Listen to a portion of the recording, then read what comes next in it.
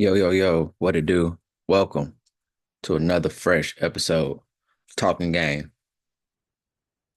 I know getting into the playoff push, NFL postseason, NBA Cup. Right now, they're in the middle of the quarterfinals.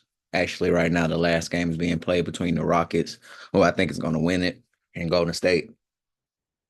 But, we cover everything, and winter meetings is going on right now. And winter meetings is where the biggest contracts in sports are normally signed. And it happened. Juan Soto. Um, Juan Soto signed 15 years, $765 million. Just the front end of the deal. Like I've been telling people, it's crazy that the full potential value of this contract has not been discussed as much as I felt like it should have. Um, After 5 years, he has an opt-in. Well, he can opt in if he chooses to. And then he starts to make $55 million per year. That gives the contract a total value of $805 million, which is way different than the $765 million, which is way different than the $760 million that the Yankees offered. That's the narrative that keeps getting pushed around. Oh, um, the money wasn't that close. I mean, that far. It must have been he didn't want to be a Yankee. He may have not wanted to be a Yankee, but 760 and 805 is a $45 million difference. That is a huge gap in pay. I wish it was getting reported more of the total potential earnings of this contract because I think it'll give a little bit more context of why he actually chose to go to the Mets. The Mets, don't get it twisted, the Mets did make it to the NLCS last year, so it's not like they're just a dumpster fire of a team. But let's remember what they were the year before that. Let's remember what they were the first half of last year, but I'm not here to rain on the Mets parade. They did something that is new to me in my lifetime. They outbidded the Yankees. And I kind of saw this coming when Cashman played chicken with Garrett Cole. I seen that he was going to be a lot more stern with his negotiation tactics. Doesn't mean he doesn't want to pay, doesn't mean he won't pay, but I feel like they have a line in the sand. And it really kind of started last year with Yamamoto. Look, this is the number we want to go to. We're not going no further. You can't use the Yankees to drive the price up any higher than dollar amount X. But hey, man, shout out to Juan Soto. Think about it. 2 years ago, he turns down 15 for 440, average of $29.3 million a year. Traded to San Diego, then traded to the Yankees to then ink another. Hold on, real quick. Get paid still arbitration, high arbitration, $30 million arbitration to then get paid by the Mets 15 years, $765 million. You want to know what's crazy about that whole situation? The Nationals got something for him. The Padres got something for him. The Yankees got nothing but a great year and you went to the World Series, a good postseason run, but nothing trade value wise. We got nothing back player wise, asset wise, but it is all good, man. I will say this, now that I had time to not overreact. That's why I made a point to not just post on social media. I did text a couple people, oh, I hate the Mets, I hate the Mets, whatever. But then after I had a while to think about it, he would be age 41 the last year of this contract. If he plays out the whole 15 years, that means he's opted in. So that means Juan Soto will be 41 making $55 million. I don't know if you guys remember what Albert Pujols was and what kind of player he was, late 30s, early 40s, but I'll put it like this. We got probably the best first baseman hitter, one of the best top three at least first baseman hitters of all time. And he was so bad as an older player that his batting average is under 300 now for his career. With that being said, the Mets have to. And Juan Soto, I get it, is It's the Mets. It's not the Yankees, but it's still New York. You're gonna have to win a championship early in your career, and dare I say, often for the rest of your career to justify said contract. And the Mets still got a lot more spending to do if that's the case. Pete Alonso's a free agent. I have a very strict, I don't like teams without an ace policy. Who's the Mets ace right now? Edwin Diaz, their closer, probably their best pitcher. Um, I they got a lot more work to do and a lot more money to spend. And seeing as it's not going to be a lot of deferred money going around at this point, it's a lot of money to spend up front. I get it, Cohen is the richest owner in sports, but I'm sure he didn't get rich just spending money all willy-nilly. He had to have a budget somewhere, and I'm sure there's a budget with with the Mets. Pete Alonso, come on over. We got a spot for you right here at first base. We can give you 200. If I was Cashman, me personally, that's another thing I had.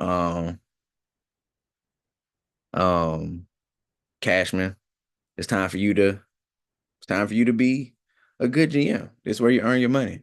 Um, It's time to be active, which he's already been. We got Max Fried, the 8 year, 218 million. He's going to be a solid number two. Move Rondon down to the three. Luis Hill at the four, Clark Smith at the five. I don't really like the Stroman idea of five. I do see that Kyle Tucker is a player of interest, and the Rockets watching it right now. The Astros would want Luis Hill. That hurts, getting rid of the rookie of the year. But I think trade acquiring Max Fried in free agency will definitely soften the blow of that. We still will have Nestor Cortez. We still have Marcus Stroman. Yeah. But we still have a good four-man rotation. And you go Cole, Fried, Rodon, Smith, fifth guy, Nestor or Stroman. I like Nestor, but it'd probably be Stroman because Nestor is more comfortable coming out of the pen. Um, I will say this though. When Juan Soto first did sign, it really made me think about the pinstripes in the Yankees. I grew up a Yankees fan my whole life. I grew up in a Yankees household, and it really made me think and wonder, does players care or do they even want to play for the Yankees? You know what I'm saying? Well, not even play for the Yankees. Do they care? Is it a big deal? Is it a hoopla to play for the Yankees? And Max Fried said, yeah. I know he had other offers out there. I know it was other money out there, and he decided to come to New York. He wanted all the smoke of the pinstripes. So clearly it is. I just saw that the interest is growing between Alex Bregman and the Yankees. Bring your cheating ass on. When you come to the pinstripes, you help us win a chip, all will be forgiven. I promise you. Um, yeah, man, it's still things to be done. Like I say, Cody Bellinger's out there, Christian Walker's still out there. You know, this is when Brian Cashman can really earn his cheddar cheese.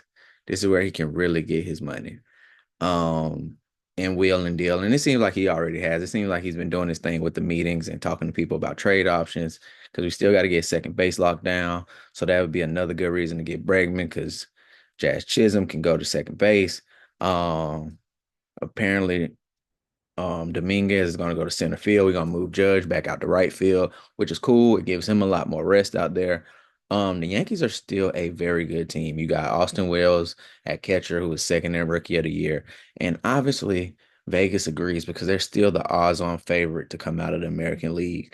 I don't want to be a Mets hater. You signed Soto, and as of right now, I don't even think, matter of fact, I know they're not the favorite to even come out of the National League. Um, it's just a lot of work to do. Um, my wish list is Kyle Tucker, Alex Bregman, and Pete Alonso. I really just want the Yankees to just go out here and just crush shit right now. Will they? I don't know. We shall see. But that is what I want.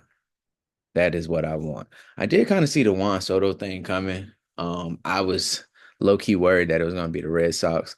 I'm so glad it wasn't the Red Sox. Red Sox, they went and got their picture, but that's cool. That's another reason why I really want Bregman to keep him away from the Red Sox and moving Rafael Devers to first base, because It's always fun when Rafael Devers is at the hot corner.